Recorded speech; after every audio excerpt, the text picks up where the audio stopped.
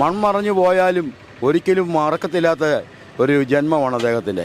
നമ്മുടെ തൊഴിലാളി വർഗത്തിൻ്റെ ഏറ്റവും കടുത്ത ഒരു പോരാളി. നമുക്കെപ്പോഴും മാതൃകയാക്കാൻ പറ്റിയ ഒരാളായിരുന്നു. പറയുന്ന ആളെന്ന് പറഞ്ഞാൽ ജനഹൃദയങ്ങൾ ആഴ്ന്നിറങ്ങിയിരിക്കുന്ന അതുപോലെയുള്ള സമര പോരാട്ടങ്ങളാണ് വി എസ് നടത്തിയിരിക്കുന്നത്.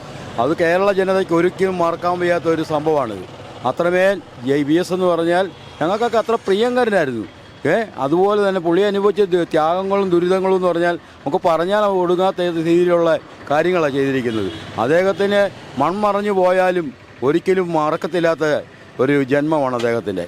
നമ്മുടെ തൊഴിലാളി വർഗത്തിൻ്റെ ഏറ്റവും കടുത്ത ഒരു പോരാളി. തൊഴിലാളി വർഗ പ്രസ്ഥാനത്തിന് വേണ്ടി ജീവൻ വളരെയധികം കഷ്ടപ്പെട്ടും ബുദ്ധിമുട്ടിയും അന്നത്തെ രാഷ്ട്രീയ പ്രവർത്തന കാലത്ത് മുഴുവൻ നല്ല രീതിയിൽ തൊഴിലാളി വർഗത്തിന് വേണ്ടി പോരാടിയ ധീരനായ ഒരു നേതാവായിരുന്നു വി എസ് അച്യുതാനന്ദൻ. എനിക്ക് വ്യക്തിപരമായിട്ട് വളരെയധികം ഇഷ്ടമുള്ള ഒരാളാണ്. നമുക്ക് മാതൃകയാക്കാൻ പറ്റിയ പല കാര്യങ്ങളും നമുക്ക് ചെയ്തിട്ടുണ്ട്. പിന്നെ എന്താ പറയുന്നത്, ഈ പെണ്ണുങ്ങളുടെ സ്ത്രീ സുരക്ഷയുടെ കാര്യത്തിൽ പല കാര്യങ്ങളും ചെയ്തത് അതൊരു വളരെ നല്ലൊരു ഇത് തന്നെയാണ്.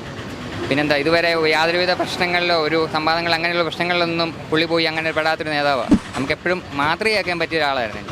വി എസ് സത്യസന്ധനായ ഒരു രാഷ്ട്രീയ നേതാവായിരുന്നു, നല്ലൊരു മനുഷ്യനായിരുന്നു. അതുപോലൊരു നേതാവ് ഇനിയും ഉള്ള ഒരു കാലത്തും വരികയില്ല.